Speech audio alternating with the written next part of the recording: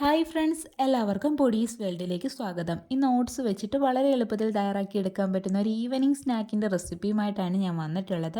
അപ്പോൾ ഈ റെസിപ്പി നിങ്ങൾക്ക് ഇഷ്ടപ്പെട്ടാൽ പ്ലീസ് വീഡിയോ ഒന്ന് ലൈക്ക് ചെയ്തേക്കണേ. അതുപോലെ തന്നെ ചാനലൊന്ന് സബ്സ്ക്രൈബ് ചെയ്ത് സപ്പോർട്ടും കൂടി ചെയ്യണേ. അപ്പോൾ നമുക്കിതെങ്ങനെ തയ്യാറാക്കുന്നതെന്ന് നോക്കാം. അതിനായിട്ട് ഞാനിവിടെ 1 കപ്പ് അളവിലാണ് ഓട്സ് എടുത്തിട്ടുള്ളത്. ഇനി ഇത് നമുക്കൊന്ന് റോസ്റ്റ് ചെയ്തിട്ട് എടുക്കാം. അതിനായിട്ട് ഓട്സ് നമുക്കൊരു പാനിലേക്ക് അങ്ങ് ഇട്ട് കൊടുക്കാം. എന്നിട്ടൊരു ലോ ഫ്ലെയിമിൽ വെച്ചിട്ട് റോസ്റ്റ് ചെയ്തിട്ട് എടുക്കാം. ഒരു 5 മിനിറ്റ് നേരത്തേക്ക് റോസ്റ്റ് ചെയ്താൽ മതിയാകും.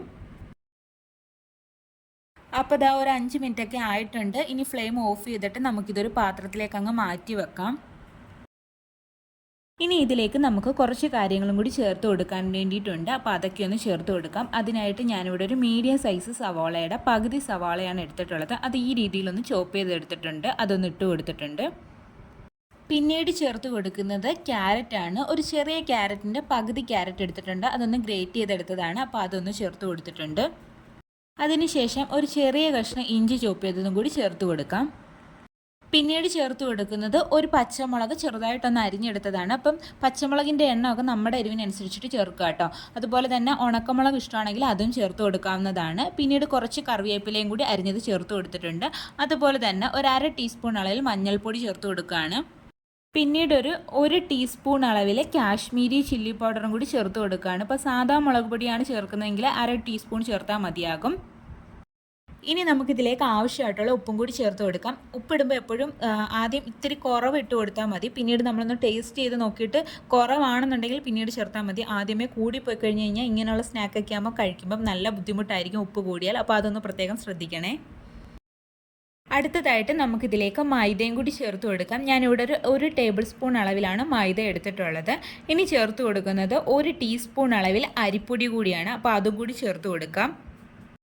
അതിനുശേഷം നമുക്കിത് നല്ല രീതിയിൽ മിക്സ് ചെയ്തിട്ടെടുക്കാം. കൈ വെച്ചിട്ട് നല്ലതുപോലെ മിക്സ് ചെയ്തിട്ട് കൊടുക്കാം. ഈ ഒരു പൊടികളും ആ ഒരു വെജിറ്റബിൾസും എല്ലാം കൂടി നല്ല രീതിയിൽ മിക്സ് ആയിട്ട് കിട്ടണം. അപ്പോൾ അതുപോലെ നല്ല രീതിയിൽ മിക്സ് ചെയ്തിട്ട് എടുക്കാം. അപ്പോൾ ഇതാ നമ്മുടെ ഓട്സും വെജിറ്റബിൾസും പൊടികളും എല്ലാം ഞാൻ നല്ല രീതിയിലൊന്ന് മിക്സ് ചെയ്തെടുത്തിട്ടുണ്ട്. ഇനി നമുക്കിതിലേക്ക് ആവശ്യമായിട്ടുള്ള വെള്ളം ഒഴിച്ചിട്ടൊന്ന് കുഴച്ചെടുക്കാം. അപ്പോൾ വെള്ളം ഒഴിക്കുമ്പോൾ ഒരുപാട് ഒഴിച്ചു കൊടുക്കരുത്. ആദ്യം തന്നെ കുറച്ച് ഒഴിച്ചിട്ട് നമുക്കൊന്ന് കുഴച്ചിട്ടെടുക്കാം. അപ്പോൾ അത് ഞാനൊന്ന് കുഴച്ചെടുത്തിട്ടുണ്ട്. അപ്പോൾ ഇതിൻ്റെ കൺസിസ്റ്റൻസി എന്ന് പറയുന്നത് നമുക്കിത് കണക്ക് കുറച്ചെടുത്തിട്ട് ഉരുളകളാക്കി ഉരുട്ടിയിട്ട് ഒന്നിങ്ങനെ പ്രസ് ചെയ്ത് കൊടുക്കുമ്പോൾ അത് പൊട്ടാതെ നിൽക്കണം. ആ ഒരു കൺസിസ്റ്റൻസിയിലാണ് നമ്മുടെ ഈ ഒരു മാവ് ഇരിക്കേണ്ടുള്ളത്. അപ്പോൾ ഇത്രയേ ഉള്ളൂ. അപ്പോൾ ഇനി നമുക്കിതങ്ങ് ഫ്രൈ ചെയ്തെടുക്കാം. അതിനായിട്ട് ഞാനിവിടെ ഒരു കടായിൽ കുറച്ച് ഓയിലൊന്ന് ചൂടാകാൻ വേണ്ടി വെച്ചിട്ടുണ്ടായിരുന്നു. അപ്പോൾ ഓയിലൊന്നൊരു മീഡിയം ചൂടായി വന്നിട്ടുണ്ട്. ഈ സമയം നമ്മൾ റെഡിയാക്കി വെച്ചിട്ടുണ്ടായിരുന്ന ഓട്സിൻ്റെ വടകൾ ഓരോന്നോരോന്നായിട്ട് ഇട്ട് കൊടുക്കാം. ഇനി നമുക്കിതൊരു മീഡിയം ഫ്ലെയിമിൽ വെച്ചിട്ട് തിരിച്ചും മറിച്ചുമൊക്കെ ഇട്ട് കൊടുത്തിട്ട് ഇതങ്ങ് കുക്ക് ചെയ്തെടുക്കാം. ഇപ്പം നമ്മൾ ഇട്ട് കൊടുക്കുമ്പോഴത്തേക്ക് ഇത് പൊട്ടിപ്പോകുന്നുണ്ടെന്നുണ്ടെങ്കിൽ നമ്മുടെ വെള്ളത്തിൻ്റെ അളവ് കറക്റ്റ് അല്ല എന്നാണ് അതിൻ്റെ അർത്ഥം. അതുപോലെ തന്നെ ഫ്ലെയിം ഒരിക്കലും കൂട്ടി വെച്ചിട്ട് ഫ്രൈ ചെയ്തെടുക്കരുത്. ഇത് പെട്ടെന്ന് കരിഞ്ഞു പോകും. കുറച്ചും വെക്കരുത്. കുറച്ച് വെച്ച് കഴിഞ്ഞാൽ ഇത് പെട്ടെന്ന് എണ്ണ കുടിക്കാം. അപ്പോൾ ഒരു മീഡിയം ഫ്ലെയിമിൽ വെച്ചിട്ട് തിരിച്ചും മറിച്ചും ഇട്ടിട്ട് നമുക്കിതങ്ങ് കുക്ക് ചെയ്തിട്ട് എടുക്കാം.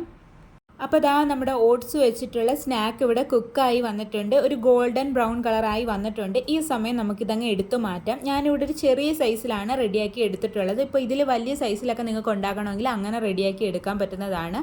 അതുപോലെ തന്നെ ഇത്രയും എണ്ണയിൽ ഫ്രൈ ചെയ്തെടുക്കാൻ താല്പര്യമില്ല എന്നുണ്ടെങ്കിൽ നമ്മുടെ ഉണ്ണിയപ്പ ചട്ടി ഉണ്ടല്ലോ, കുഴിപ്പനിയാരമൊക്കെ ഉണ്ടാക്കുന്ന ചട്ടി, അതിനകത്ത് കുറച്ച് ഓയിൽ ഒഴിച്ചിട്ട് ഇത് കണക്ക് റെഡിയാക്കി എടുക്കാൻ പറ്റുന്നതാണ്. അപ്പോൾ ചിലപ്പം വെള്ളത്തിൻ്റെ അളവ് ഇത്തിരി കൂടി കൂടുതലായിരിക്കും വേണ്ടി വരിക. അപ്പോൾ അതനുസരിച്ചിട്ട് നമ്മൾ വെള്ളത്തിൻ്റെ അളവിൽ വ്യത്യാസം വരുത്തുക കേട്ടോ. അപ്പോൾ അടുത്തത് ഞാനൊന്ന് റെഡിയാക്കി എടുത്തിട്ടുണ്ട്. അപ്പോൾ നമ്മുടെ ടേസ്റ്റി ആയിട്ടുള്ള ഓട്സ് വെച്ചിട്ടുള്ള ഈവനിങ് സ്നാക്ക് ഇവിടെ റെഡി ആയിട്ടുണ്ട്. അപ്പോൾ എല്ലാവരും വൈകുന്നേര സമയത്ത് ഇതൊക്കെ ഒന്ന് ട്രൈ ചെയ്ത് നോക്കണേ. നല്ല ചൂട് ചായക്കൊപ്പം കുട്ടികളൊക്കെ സ്കൂളിൽ നിന്ന് വരുന്ന സമയത്ത് ഉണ്ടാക്കി കൊടുക്കാം. ഒരു 10 മിനിറ്റ് കൊണ്ടൊക്കെ തന്നെ നമുക്ക് റെഡിയാക്കി എടുക്കാൻ പറ്റുന്നതാണ്. സംഭവം സൂപ്പറാണ്. എല്ലാവരും ഒന്ന് ട്രൈ ചെയ്ത് നോക്കണം. അതുപോലെ തന്നെ നിങ്ങളുടെ ഫീഡ്ബാക്കൊക്കെ എന്നെ അറിയിക്കാൻ മറക്കല്ലേ. പുതിയതായിട്ട് വീഡിയോ കാണുന്നവരുണ്ടെങ്കിൽ ഒന്ന് സബ്സ്ക്രൈബ് ചെയ്ത് സപ്പോർട്ടും കൂടി ചെയ്യണേ. വീണ്ടും നല്ലൊരു വീഡിയോ ആയിട്ട് വരാം. Thanks for watching.